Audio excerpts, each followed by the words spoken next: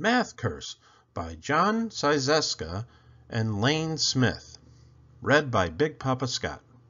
John, I hope I didn't butcher your name too much. On Monday, in math class, Mrs. Fibonacci says, "You know, you can think of almost everything as a math problem." On Tuesday, I start having problems.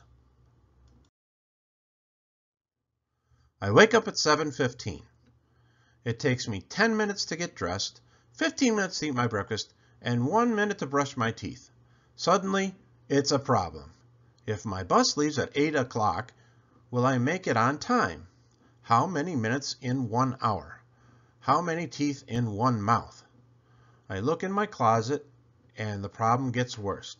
I have 1 white shirt, 3 blue shirts, 3 striped shirts, and that 1 ugly plaid shirt my Uncle Zeno sent me. How many shirts is that altogether? How many shirts would I have if I threw away that awful plaid shirt?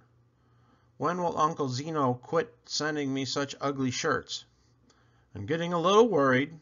Everything seems to be a problem.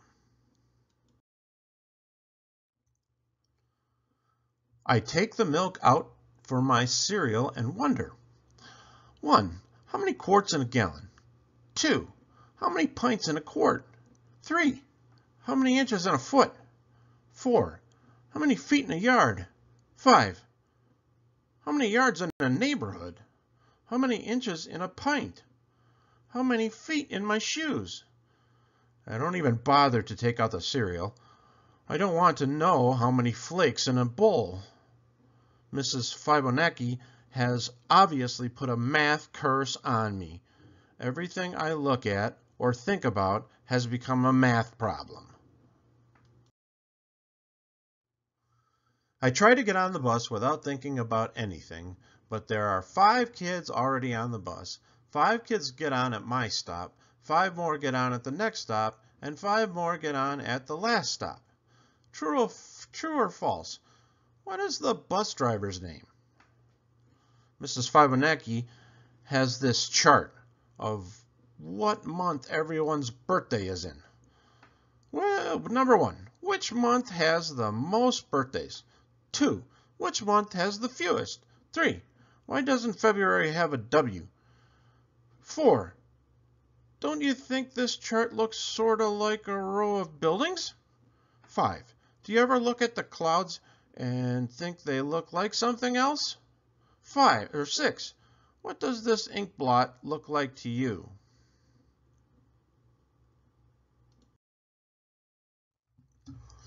The whole morning is one problem after another. There are 24 kids in my class. I just know someone is going to bring in cupcakes to share. We sit in 4 rows with 6 desks in each row. What if Mrs. Fibonacci rearranges the desk to make 6 rows, 8 rows, 3 rows, 2 rows? I count the 24 kids in our class again, this time by 2s. Jake scratches his paper with 1 finger. How many fingers are in our class? Casey pulls Eric's ear. How many ears are in our class? The new girl, Kelly, sticks her tongue out at me. How many tongues are in our class? I'm about to really lose it when the lunch bell rings. Unfortunately for me, lunch is pizza and apple pie. Each pizza is cut into 8 equal slices. Each pie is cut into 6 equal slices. And you know what that means. Fractions. 1. If I want 2 slices of pizza, should I ask for A, 1/8, B, 2/8, or C, 2 slices of pizza? 2. What is another way to say 1/2 of an apple pie? A, 2/6, B, 3/6, C, la moitié d'une tarte aux pommes. 3. What tastes greater? A, half a pizza, B, half an apple pie. We haven't studied fractions yet, so I'll take the 12 carrot sticks 3 at a time and eat them 2 at a time. In the afternoon, every subject is a problem. Social studies is a geography problem. The Mississippi River is about 4,000 kilometers long. An M&M is about 1 centimeter long. There are 100 centimeters in a meter and 1,000 meters in a kilometer. 1. Estimate how many M&Ms it would take to measure the length of the Mississippi River. 2. Estimate how many M&Ms you would eat if you had to measure the Mississippi River with M&Ms. Bonus. Can you spell Mississippi without any M&Ms?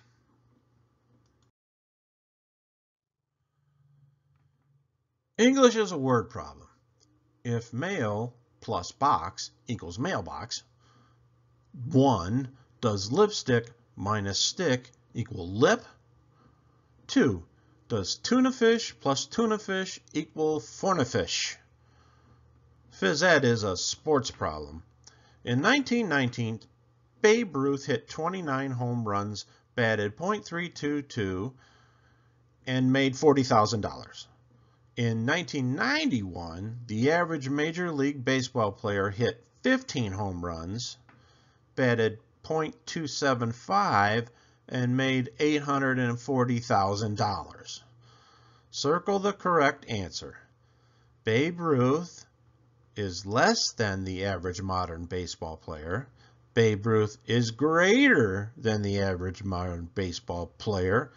Babe Ruth is equal to the average modern baseball player. In art, we finally get to relax with a connect the dot picture. Here is my picture. Too bad it turns out to be a connect the ancient Mayan numerals picture.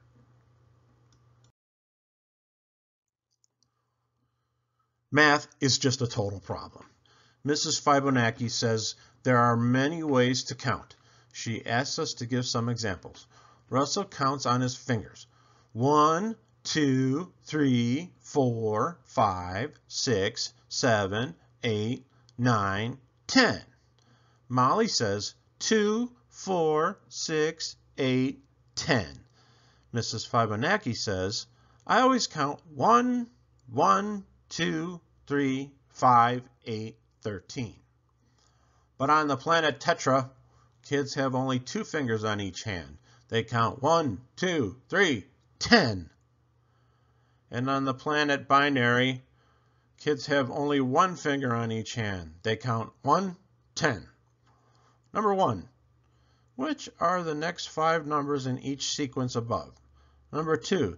Do you think Mrs. Fibonacci has been to the planet Tetra? Number 3. How would you bowl if you lived on the planet Binary?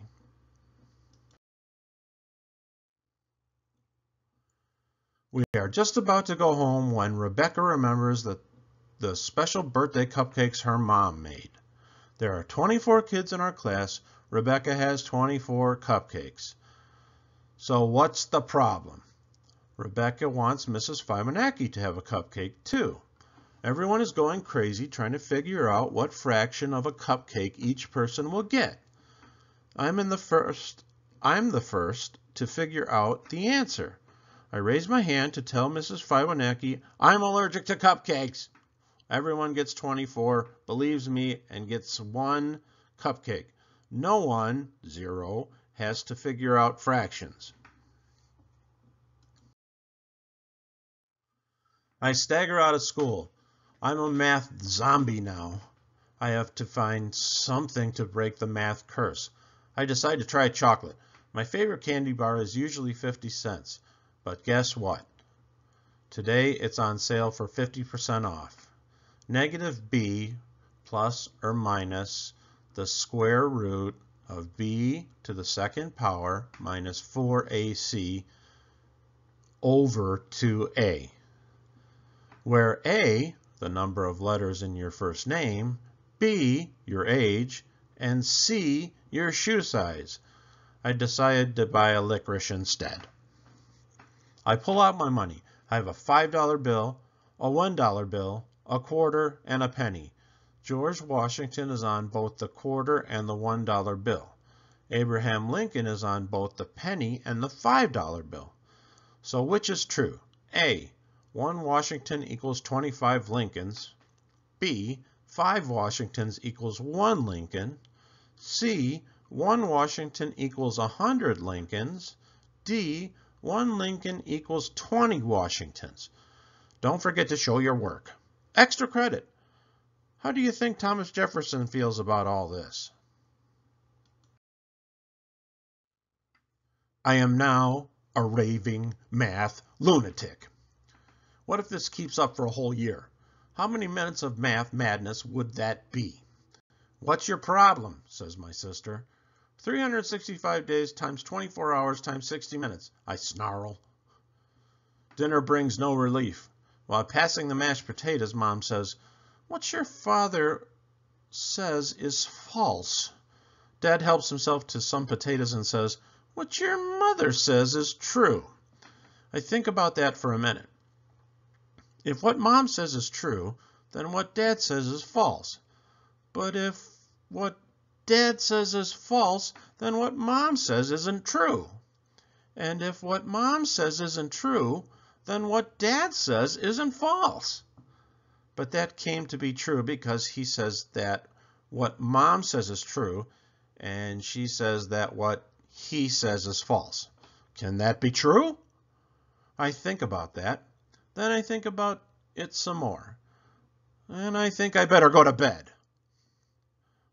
I undo 8 buttons plus 2 shoelaces. I subtract 2 shoes. I multiply times 2 socks and divide by 3 pillows to get 5 sheep.